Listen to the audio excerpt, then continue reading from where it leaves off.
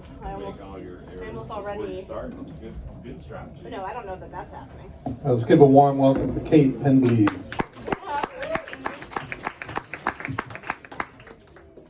Oh gosh. Okay. Okay. Oh, there. Okay.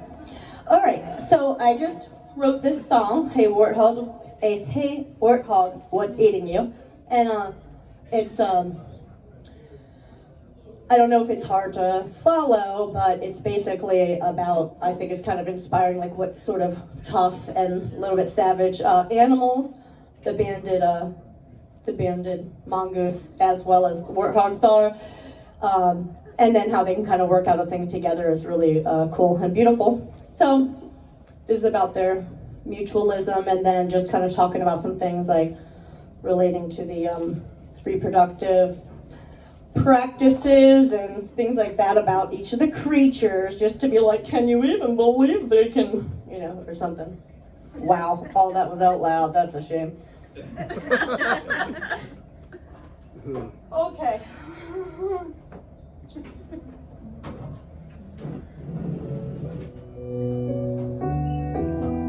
In sub-Saharan Africa, many alone and so solitary and wild bachelor go roaming their home from woodlands to grasslands through savannas, same lands as some bandits, humming cat-like carnivores in large numbers. What will happen if their paths are soon to bear crosses? That hog, peppered in beauty-marked warts, he's sharp, especially his lower tusks are like blades, nothing to mess with, and set beneath semicircled uppers that their snout partly covers.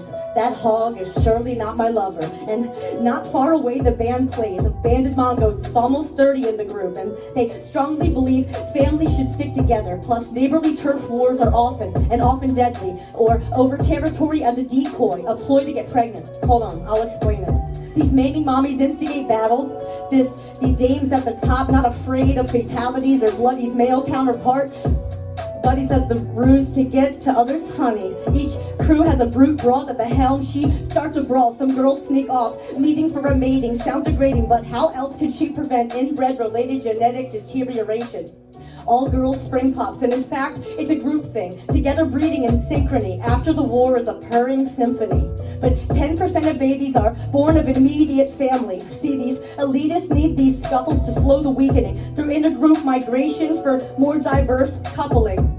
And they're only swapping posses and gang fights to survive, albeit troubling. Love bites, it isn't fair. The exploitative nature of a role in their own betrayal, but alas, the herd longevity is spared. Meanwhile, the aloof playboy warthogs are simply linking with chicks to mate and dip. Wham bam, thank you miss. She'll raise their young on her own, but once knocked up again, those kids are gone. She'll chase her babies away, kick them to the curb with orders not to return. No wonder the boys grow to stay on their own, learning early on, if you can't trust your mom, you really can't trust no one. So they say, girl, just give me that sugar and I'm gone, and on and on. Mom goes into isolation, thinking a moment to myself would be nice, a slice of quiet, but then, water breaking the silence. The new litter is born, to mom's M.O. none the wiser. The evicted children roam and find a lone female to follow along, till biting the bullet to go it alone, and knowing that mom curls and nurses at home. Grown-ups chow down, almost bowing, on bended knees, hairy and callous, padded for this practice, eating short grasses in his little reading glasses.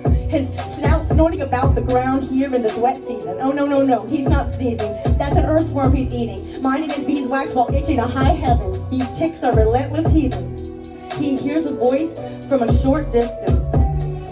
Hey warthog, what's eating you? I don't have that swine fever for you or nothing, and we're not bugs, but those bugs are looking scrumptious, and I don't mind if I do. Warthog thinks, dang, this is brutal, but I have to trust this mongoose pack to a pact of mutualism. I mean, in his own words, he's thinking it. And he lays on his fatless back and bristles. Mongoose whistles, y'all come and get this. Warthog subsides. I guess it's like aardvark digging holes that I sleep in, except aardvark isn't there then. But we're here now, under 22 mongoose, so let the grooming begin. This spit shine is an alliance of an intimate kind, my friends. Like the remora's fish nipping parasites off the sharks behind the land of a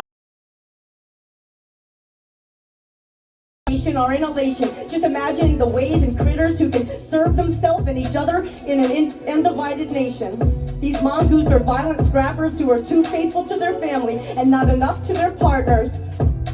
yet reproduce in unison, like no matter how many hearts and bones will, their bonds won't break, nor bend backwards. Then the warthog, tough, bitter dudes, barely stopping by, but enough to knock her boots. The woman abandoned, raising children alone, turning around to kick her kids out for some me time, between whips, stitching wild oats sown, and before the next litter is born, barbaric and scorned, and could stomp a mongoose out for far less than food.